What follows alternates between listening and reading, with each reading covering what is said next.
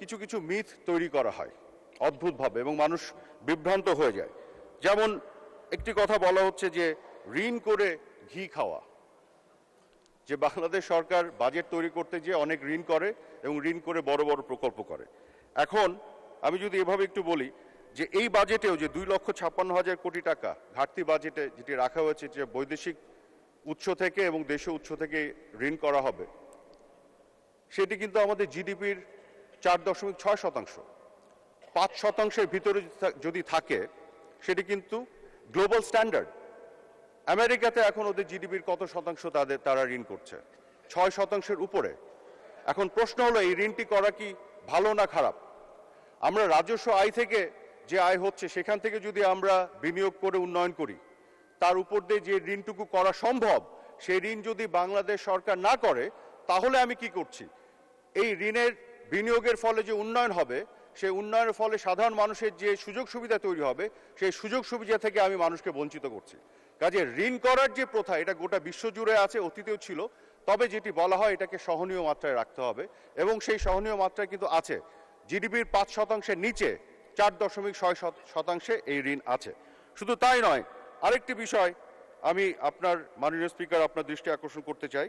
এই ধরনের বক্তব্য দেওয়া হয়, আমরা দেখেছি যে 2008-9 সালে বাংলাদেশের জাতীয় যে ঋণ সেটি ছিল $38 বিলিয়ন।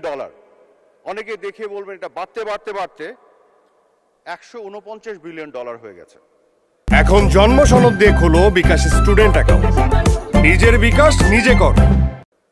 আমাদের বিরোধী দলের মাননীয় সংসদ সদস্য অনেকে এগুলো বলেন, বিভিন্ন আলোচনাতে সভা সমাবেশে বলা হয়, এবং $1 বিলিয়ন এত বেড়ে গেছে ঋণ, আমরা ঋণগ্রস্ত হয়ে গেছে। এইটা কিন্তু অর্ধেক তথ্য। পুরো তথ্য হচ্ছে যে আমাদের যখন $38 বিলিয়ন ঋণ ছিল, তখন আমাদের সম্পদের পরিমাণ, জিডিপির আকার কত ছিল? তখন জিডিপির আকার ছিল $110 বিলিয়ন। আজকে যখন $149 বিলিয়ন ঋণ, তখন জিডিপির আকার $420 বিলিয়ন।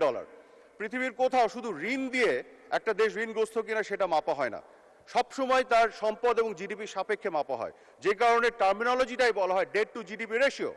তো আমার যখন $38 বিলিয়ন ঋণ ছিল, তখন আমার ডেট টু জিডিপি রেশিও ছিল 34%, এবং এখন যখন $149 বিলিয়ন ঋণ, তখন ডেট টু জিডিপি রেশিও 36%। আমি তো একই জায়গাতেই আছি।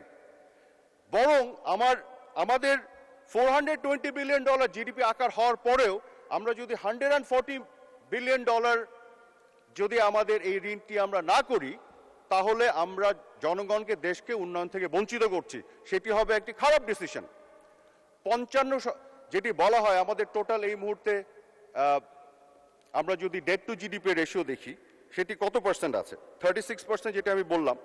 ওয়ার্ল্ড ব্যাংক অ্যান্ড IMF যে থ্রেশহোল্ড দিয়েছে যে ডেট টু জিডিপি রেশিও 77%-এর উপরে গেলে আপনি ঝুঁকির মধ্যে পড়বেন, তার ভিতরে থাকলে আপনি সহনীয় মাত্রায় আছেন। এবং এই যে ঋণের পরিমাণ বাংলাদেশের আমাদের জিডিপি সাপেক্ষে, সেই ঋণের পরিমাণ যদি রেশিও দেখেন, এই সাউথ এশিয়াতে বাংলাদেশ সবচেয়ে ভালো অবস্থায় আছে। পৃথিবীর বহু উন্নত দেশের চাইতে বাংলাদেশ ভালো অবস্থা আছে।